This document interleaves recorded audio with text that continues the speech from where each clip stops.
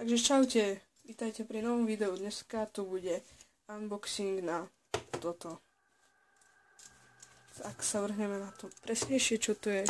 Je to podložka pod myš od firmy Connect It, volá sa Battle Mousepad for Gamers. Tak ja som nemal žiadnu podložku pod myš, bol som na holom stole a začal som pociťovať proste, že asi to nie je najlepšie. Tak som si jednu takú zaobstaral. No, čo by som vám k tomu povedal, čo tu máme.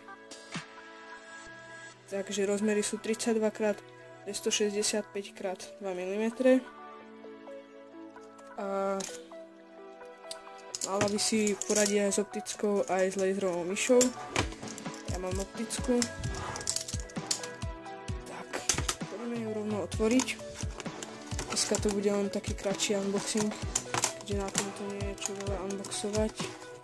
Hop.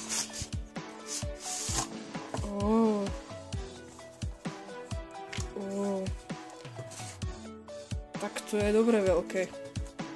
Čakal som, že to bude trošku menšie. No tak.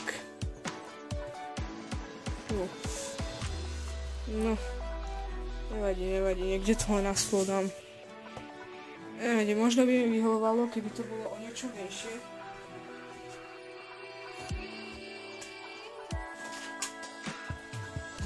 Ale mne to nevadí, práve som išiel po myš, aby som to vyskúšal.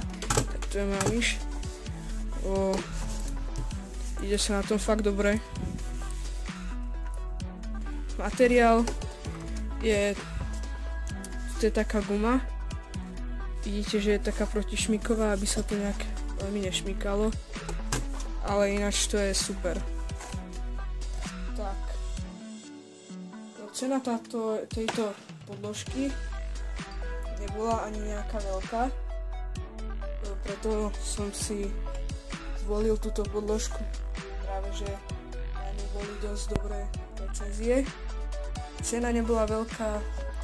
Myslím, že je celkom kvalitná. A to teda vyhralo a to bude asi všetko. Tak. Ak sa vám videjko páčilo na tento krátky unboxážnik, tak ocením, keď dáte like. Hrozne vonia. Teda smrdí. No a ak chcete viac takýchto videí, teda unboxingov na mojom kanáli, tak určite dajte odber a napíšte nejaký komentár, možno čo vylepšiť, čo som o tomto nevedel. A to bude asi všetko, no.